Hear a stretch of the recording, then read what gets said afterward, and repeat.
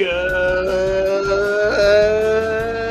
afternoon, Colorado and the Rocky Mountain Mile High region. What is up? Friday, 3:30 Mountain Time, orange and blue today. I am your host, Cecil Lammey, and of course, Andrew Mason is on assignment, enjoying his vacation. To be sure, the Denver Broncos are making moves, and we are here to talk about it. First and foremost, Ben Kotwicka, special teams coordinator, and Mike Westhoff as assistant head coach. So Sean Payton adding more veterans to his staff.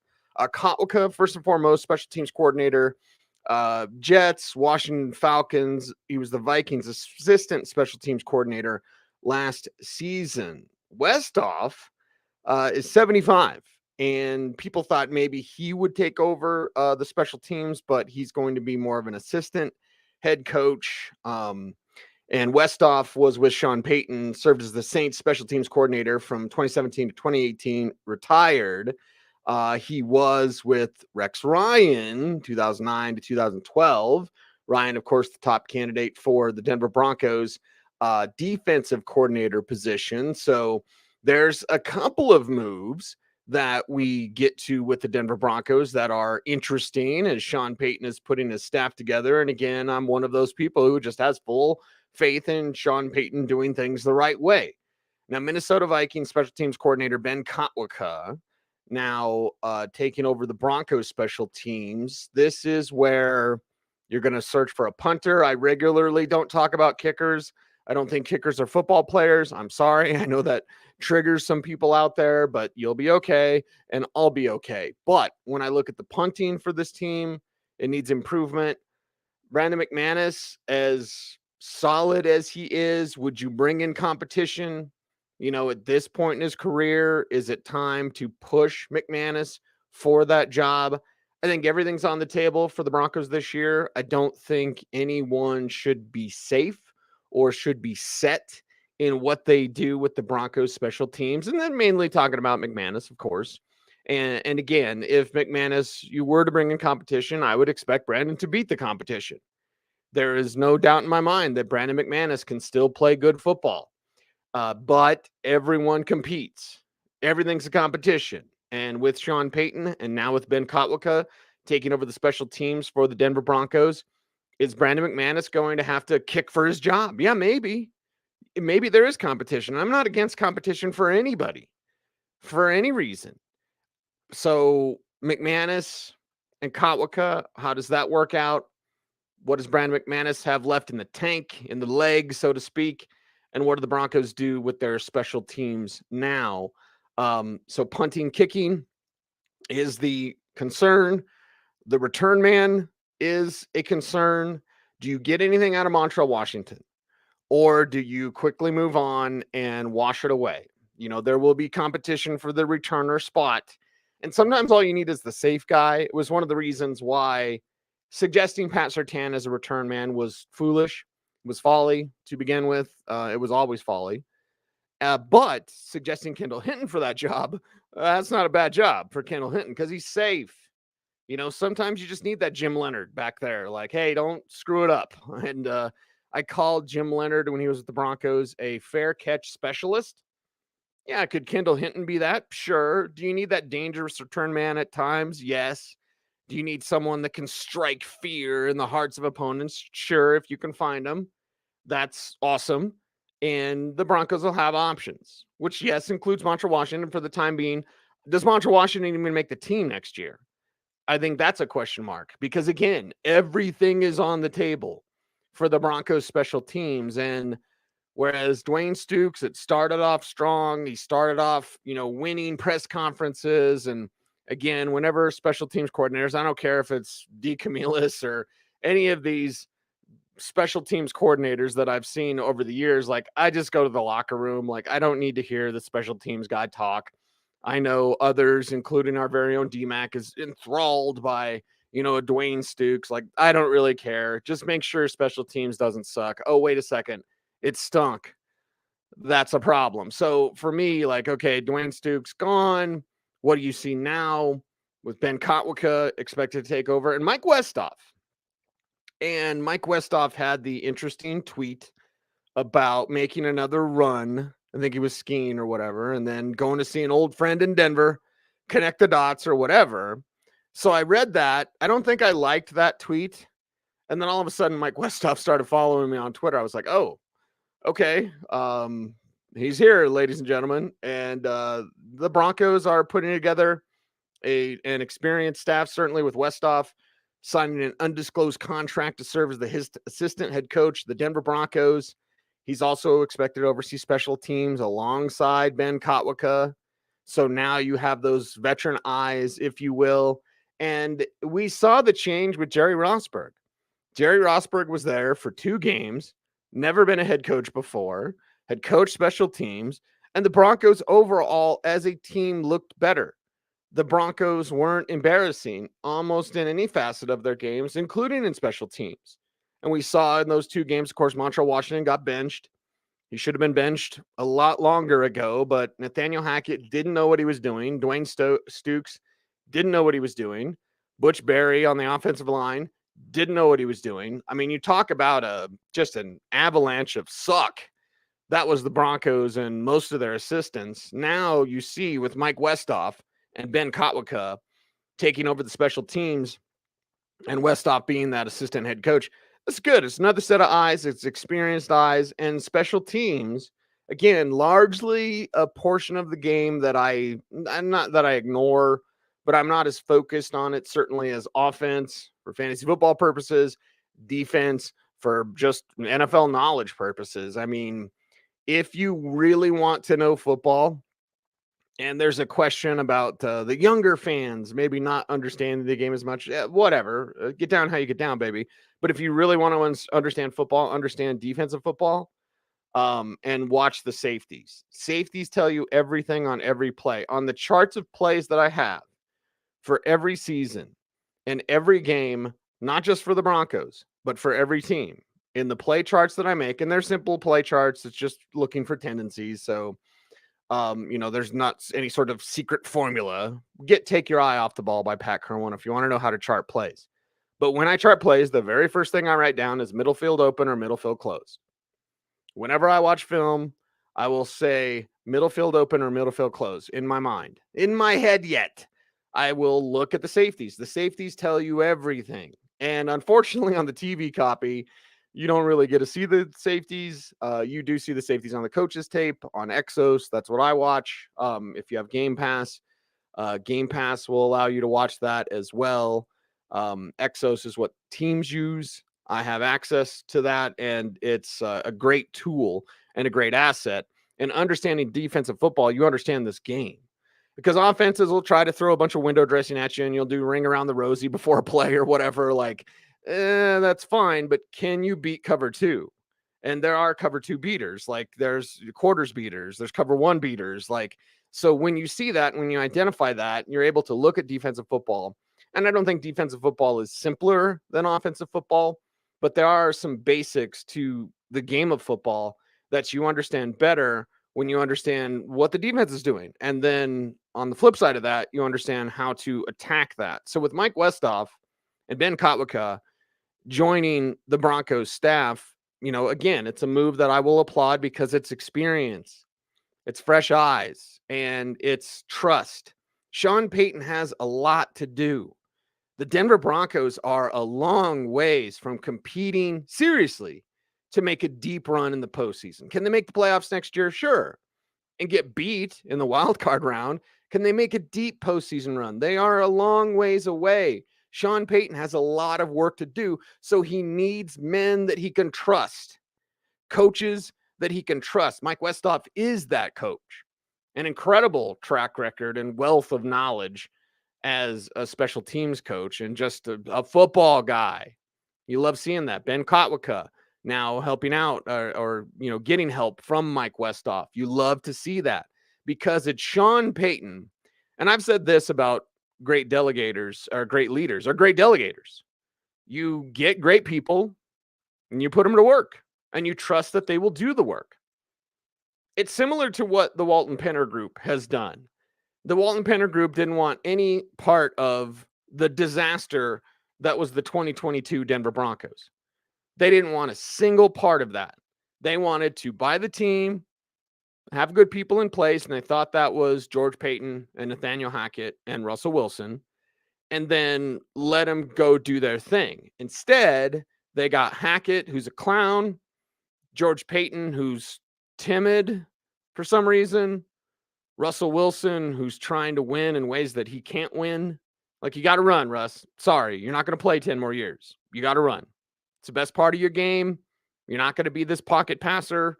There will be elements where you need to be a pocket passer. And at those times, a few moments during the game, you need to make those plays. But for the most part, you need to threaten a defense with your legs.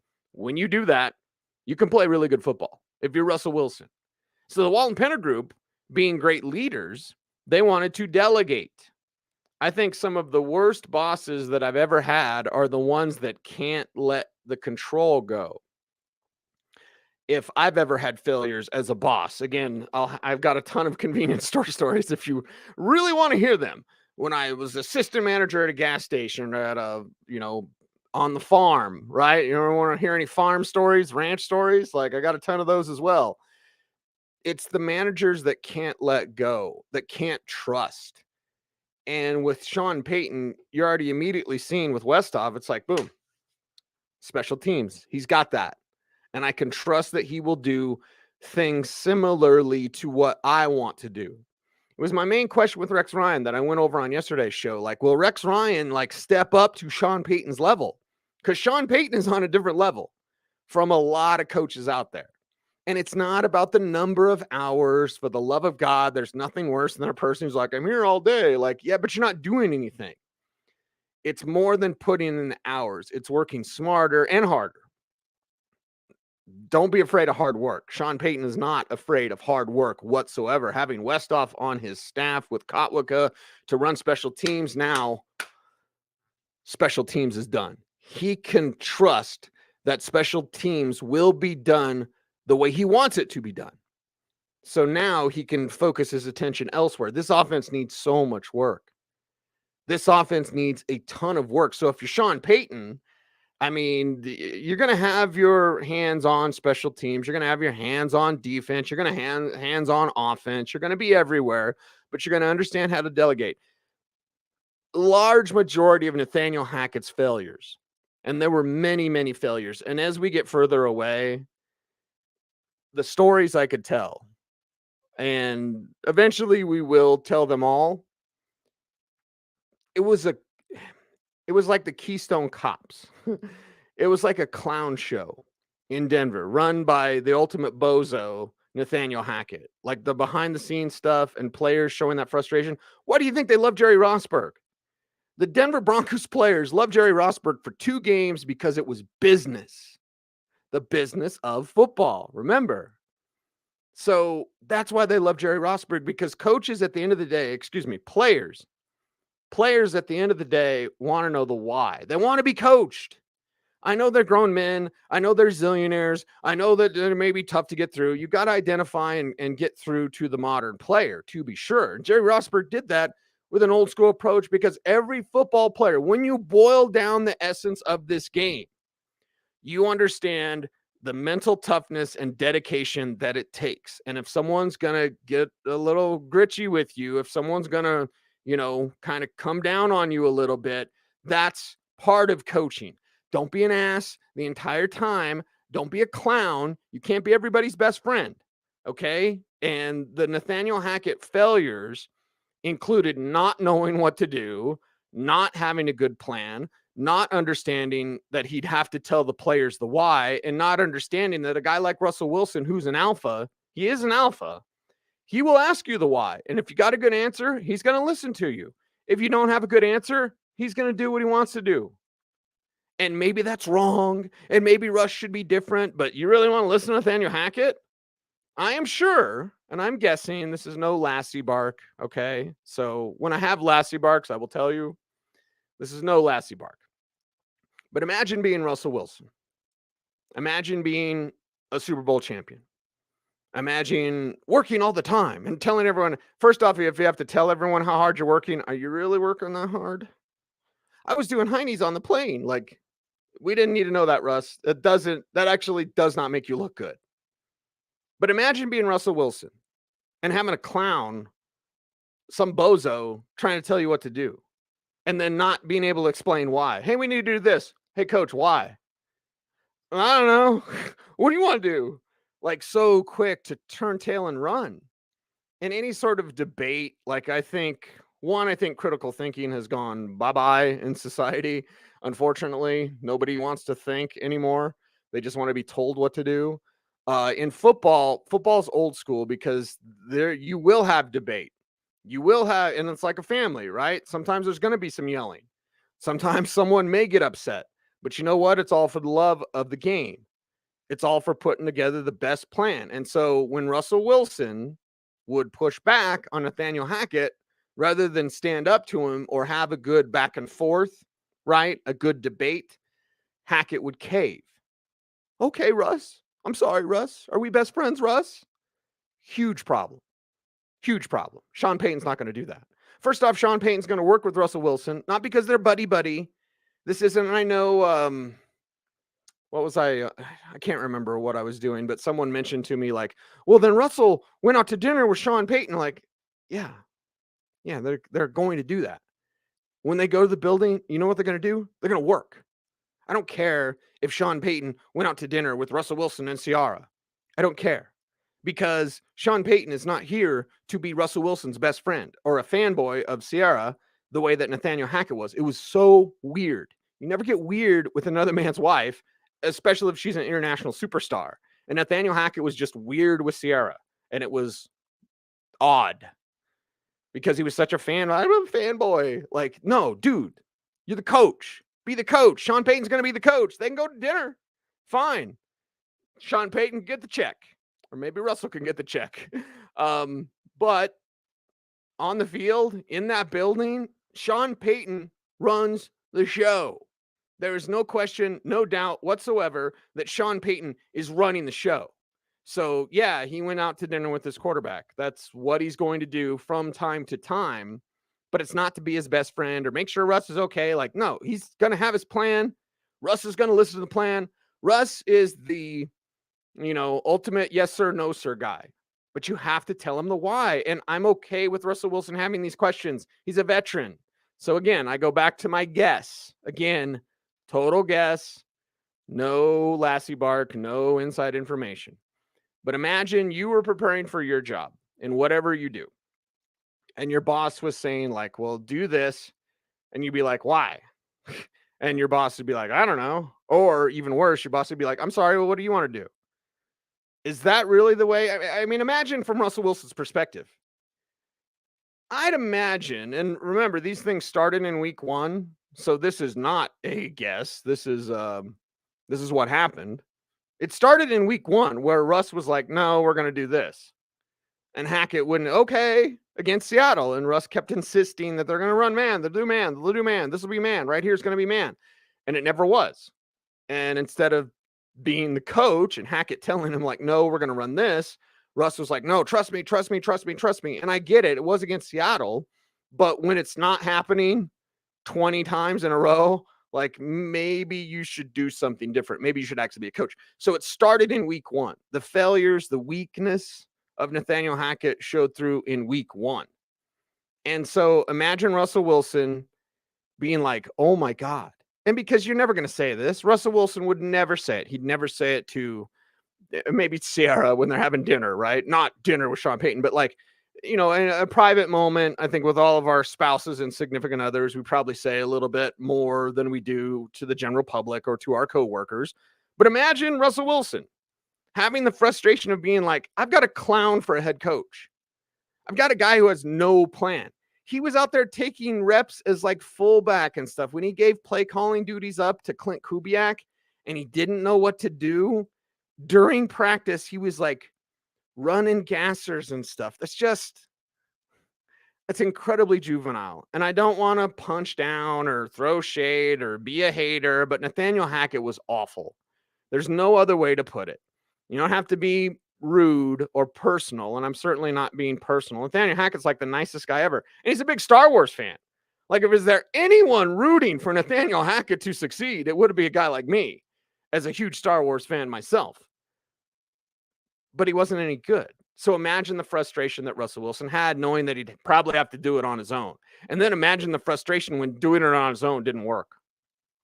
And then imagine the revelation, the joy, the exhilaration of Russell Wilson when Jerry Rosburg comes in and Justin Houghton puts together 2 good game plans. Russell Wilson had 3 touchdowns a game in the final 2 games. I mean, you couldn't do that before. And it showed. Like, the problem isn't all on Russ. Russ is part of the problem, but he's not all the problem. The problem was you didn't have a leader.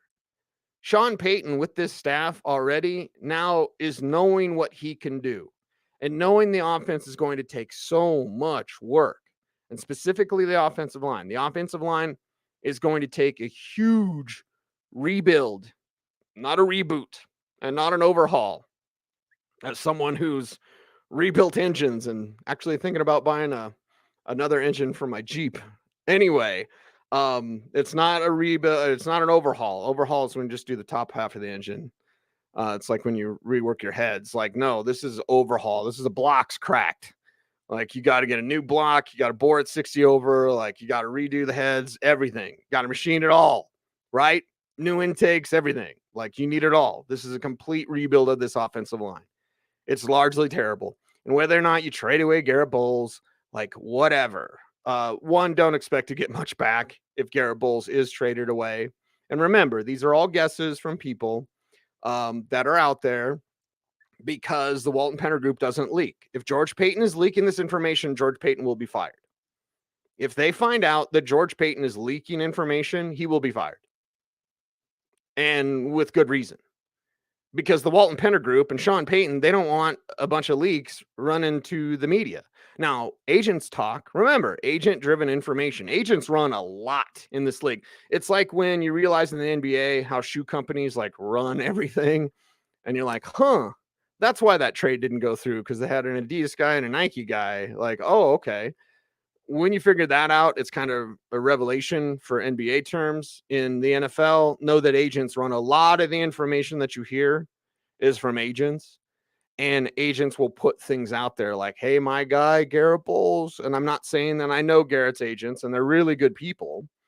And I'm not saying, and I haven't talked to them about Garrett since Garrett was drafted. So that's been a long time, maybe, in saying hi or something like that, like quick message, something like that. So, but nothing in depth about Garrett Bowles. But you have to realize that agent fed information is largely what you see. So agents are going to say stuff, and people in the media will run with stuff that agents say. And I'm sure agents would be like, I don't know if my guy Garrett Bowles is going to get traded this year. And then people will run with that and be like, the Broncos may look to trade Garrett Bowles. Don't expect to get a whole lot. Garrett Bowles doesn't have a real great reputation around the league. He's painfully average. I know that'll make everybody mad who's like best friends with him. And Garrett's a really good guy. Again, Nathaniel Hackett, nicest guy ever. Terrible head coach. Garrett Bowles, always super nice to me. I've told the Chipotle story when I like see him at Chipotle and he's like waving over here, like come sit with me type stuff. And I was just like, oh my God. It was one of those lunch tray moments, like when you're in the lunchroom, and I was just like, Garrett, do you know what I say about you on the radio? Like, it's not good, buddy. And this is when Garrett Bowles, before the COVID year, obviously, and it's when he stunk. But he's like the super nicest guy ever. So I really like the fact of what he's overcome. I think that's remarkable, and it's commendable. But I'm not here to be somebody's best friend, and I'm not here to just lie to the fans, because you all know, like, Garrett Bowles is pretty average left tackle. He's been above average once with no fans in the stands and no holding called. He was above average then. And now he's average to below average. That's where he's at. And that's who he is. And I don't think there's any shame in that. And I don't think we should be afraid to say that. But just know you're not going to get much of anything if Garrett Bowles is on the trade block. It's not like you're going to get a first rounder back for him, or even a second rounder. Hell, maybe a couple thirds, something like that, which is fine. Like, you can get talent in the third round, unless you're George Paton. You want to take chances on the wrong guys. But I'm going to tell you, and this is a warning. I do this show every day. I love this show every day. But there are certain messages that I try to send to people that are in the know, that are watching or listening. George Payton, you better not talk to anybody. And certainly not anybody locally. Because if you are, and the Walton Penner Group finds out, you will be fired. So there's my message for George Payton. George, you're a good guy. You got an eye for talent. Stop screwing up in the draft. Stop drafting guys like Montrell Washington. Stop ignoring 6'4" corners that run 4.2. And stop talking if you are. I don't know if he is. I would guess he's probably not. There's one national guy that he likes to send stuff to, and it's not Schefter, by the way. Schefter's connected with ownership. He's the only one that talks to the Walton Penner Group. So I don't think George Payton is running his mouth, but if he is, he'd better stop because his job's on the line just for his performance anyway. But I love the Sean Payton staff so far. It's incomplete. We don't know everybody yet, but I love the Sean Payton staff because now it's like special teams. You got this. Westhoff, you got this, right? Now, if it is Rex Ryan or whatever, boom, you got this. I got the offense. I got my OC. Let's go Broncos. Buck 'em, right? Hashtag buck 'em. So with the Sean Payton, it's going to be, and here's what the best leaders do in business and in football, and it's the business of football. So remember that. The best leaders delegate. The best leaders are going to be everywhere. You're an offensive specialist, right? Or a defensive specialist. Remember Vic Fangio every day. Remember Vic Fangio. He would ignore the offense. Seriously, he would be pissed in practice and he would make him go longer if the offense had a good play against his defense. What? Instead of being hey, offense, get better, or maybe diving in. Remember what was it, the Cowboys game or whatever? He's like, I'm going to spend more time on the offense every day. The dude didn't care about the offense. And part of it was what he was sold. So many mistakes. There's a reason why this team sucked for 7 years. One, it was largely the trust, okay? And again, I like Joe Ellis. I don't mean to offend, but I'm not going to lie to everybody. But not having an owner crushed this team. It killed the Broncos. Not having an ownership in place, someone to make the call, and the trust was there to make sure that the trust was there and kind of just oversee things until there was more clarity with the kids, with the Bolin family. And again, I don't get into the family business because 1, it's depressing. 2, it's like Game of Thrones. And 3, it's none of my business. But you got here because of so many bad decisions. Vic Fangio was promised Gary Kubiak. So Vic Fangio was like, you just run the defense, Vic, and we got Gary for the offense. And then instead of securing Gary already and having that done, they go to Gary. He wants to bring a bunch of guys with him that they just fired. And they're like, no, we just fired him, Gary. And then Gary with the kick drum, super loyal. Gary Kubiak's a really good man. Really good man. He flies Southwest. I remember getting on a flight. I think it was to the Shrine game or something. And so I'm taking Southwest. I'm picking my seat. I don't think I paid for A or whatever. And I get on the plane. It's like, Gary, what are you doing here, man? You're flying with us common people? Yeah, but that's Gary Kubiak, man. Really good man, really loyal to a fault. And then Vic Fangio is like, every day. And Rich Scangarello, he hated. And then he goes get Pat Shurmur, which was awful. He just wanted to ignore the offense. And with Sean Payton, you're not getting that. You're not getting that at all. Look at the signs already. And in life, look for clues from the universe, right? Every day. We should watch, all of us, for is what I'm doing the right thing for me? Am I on the right path? Are things going the way I want them to go? If they're not, change them. But look at how we've gone from some sort of clown, bozo, head coach situation to now a real experienced head coach putting together an experienced staff. It's outstanding. It's truly outstanding because he's not ignoring special teams.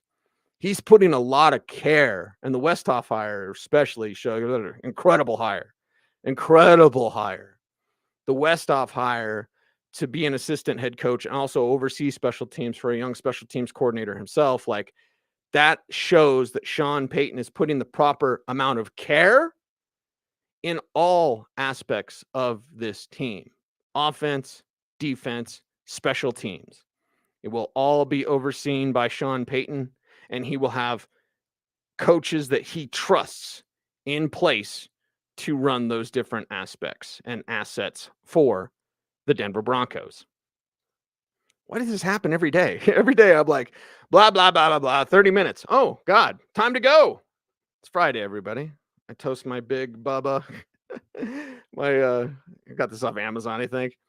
So every time I'm looking for my coffee mug, not that this thing isn't hard to find, I go, I gotta find Bubba. Somebody watches a lot of movies. Anyway, I watch a lot of football. Just watching some Will Levis before this show. So I'll get back to my film study. Look for my film study pieces. They're coming at denversports.com. All of our Denver sports content, Denver Sports Daily, all the news right to your inbox every morning. You have a life. We don't. We're Denver Sports. So check us out, denversports.com. No paywalls. Just go check us out. Appreciate everyone. The numbers have been outstanding. The response from y'all as we build our digital footprint and continue to create a massive footprint, like, it's humbling.